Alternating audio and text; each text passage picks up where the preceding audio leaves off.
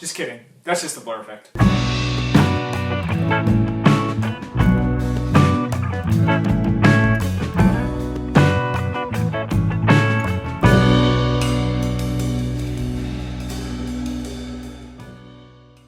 Hey you guys, what's up? Welcome to the long-awaited video about how I manual focus. So many people have asked me this in the comments, through DMs. How do you manual focus in wildlife photography? Well, today we are going to learn how to manual focus like and quit in wildlife photography. But first, we need to understand what are the different ways that you're going to manual focus in wildlife photography. So today we're going to talk about 3 of the different ways that I manual focus in wildlife photography. These aren't technical terms. These are terms that I kind of pulled off of technical terms, but I've kind of made my own. So don't go Googling, what is pull focus in wildlife photography? It's not going to put you at the exact same spot of what I'm explaining to you today. Pulling focus is a thing in wildlife photography, but I'm going to make it into my own thing in these 3 different ways on how you do this, because as far as I know, there's really no explanation for how you do this well in wildlife photography. So today I am explaining to you guys the 3 ways to manual focus in wildlife photography. So the first way you focus in wildlife photography is following focus. In wildlife photography, let's say for example you got a little sparrow running across the ground like I did in my sagebrush sparrow video, where the sagebrush sparrow is running really quickly across the ground.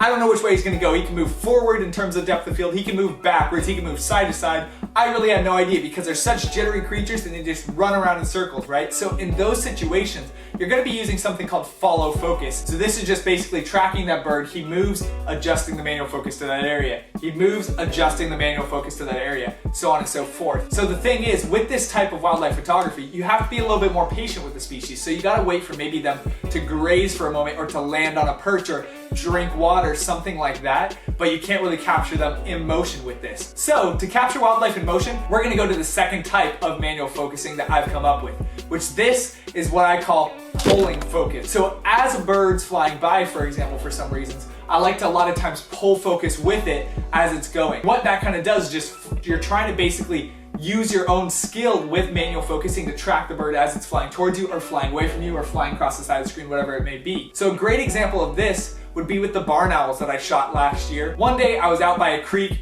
beautiful morning, and I happened to have a barn owl hunting literally right at sunrise. It was an unreal moment. But luckily I was able to get some shots thanks to this technique of pulling focus. So there was a moment specifically where I got my favorite shot in which the barn owl was coming around. He just swung around, swooped around from a hunting spree, and he was coming back towards me, and I kind of got my focus locked on him at first, and as he was flying towards me, I was just keeping him focused and just pulling focus back, pulling focus back, pulling focus back, and I was able to capture about 4 images in sequence where I was able to pick from those and be able to use these as my image that I shared with you guys. It wound up being a beautiful image and tack sharp. And so with wildlife photography, it's definitely possible when you get to that skill level of being able to manual focus and pull photography, even with a flying bird or a sprinting deer, something like that, you're able to do those things. But last but not least, I also want to talk to you about the 3rd way that I've found to be able to manual focus on wildlife. So this is what I call pre-focusing. So what pre-focusing is when a species of wildlife is in a certain area and you know the direction of movement that it's going to be happening to go towards next. You pre-focus to that area. In other words, focus to the area that that species is going to be moving into next,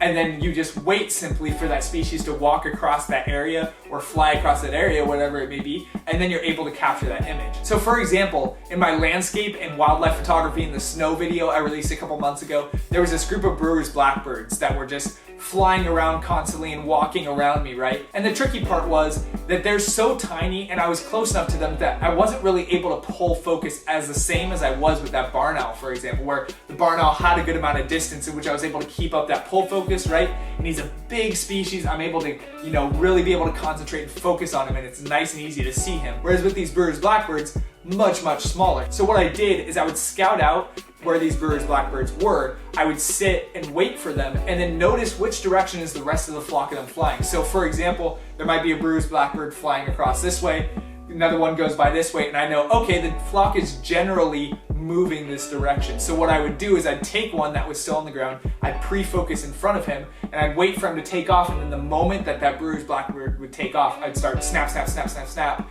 get those photos of him. And as he crossed along that threshold of focus that I had already pre-focused on, I was able to get some good shots of those. So the last thing you may ask is, well, now that we know these things, how do you get better at these things? Well, the answer, although, is simple, not that fun. It's practicing. Literally, I practice this all the time. I decided about a year ago in my wildlife photography that I was done with autofocus. It was too unreliable, I was missing too many shots, and I really did not like autofocus. And so what I did is I just dedicated myself to only doing manual focus in wildlife photography. So I practiced, and it wasn't easy at first. It took me quite a while to get used to it, but eventually I got to the spot of where I was able to manual focus on all my wildlife shots. Now I literally don't use autofocus ever in my wildlife photography. I don't think I've used autofocus once this whole 2020 yet in my wildlife photography, and I simply do everything in manual focus. So every flying shot you see of a bird, every shot where there's something running across the screen, all of that I've used with manual focus. So it's definitely possible,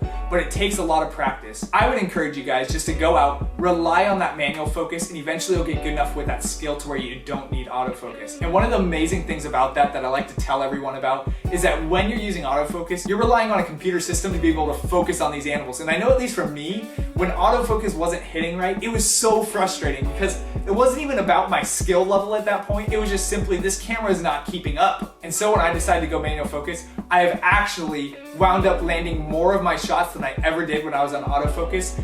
And when I miss a shot, I know it's simply because of my own skill, which I'd much rather have that than a situation where I'm relying on autofocus and I miss a shot and it's not even my fault. And I know for people like me, for example, sometimes I like to really hear numbers like, okay, so you say it's possible, right, Jeremy, to manual focus on these things, but how many times are you actually able to get these wildlife, right? Or even just, do you have a better success rate than with autofocus? And honestly, I can say to you guys, I really do have a better success rate with manual focus than I ever did with autofocus. And really, there's only been one time this whole year where I can recall missing a shot because my skills in manual focus weren't good enough. Of course, it wasn't my first month practicing manual focus, but I've already been pretty good at it by this point. But just to reassure you guys, when you get good at manual focus, it really will pay off as compared to autofocus. Thank you guys so much for watching today. Don't forget to subscribe below. I hope you're enjoying this content. Thank you guys just for all the amazing feedback and compliments you guys have been giving me. I'm really encouraged by all these things, especially with me just, having to get back into work and do a lot of things that I'm not as inspired by at the moment, not being able to get you guys 2 videos a week. It really refreshes me to be able to know that the content that I am able to put out to you guys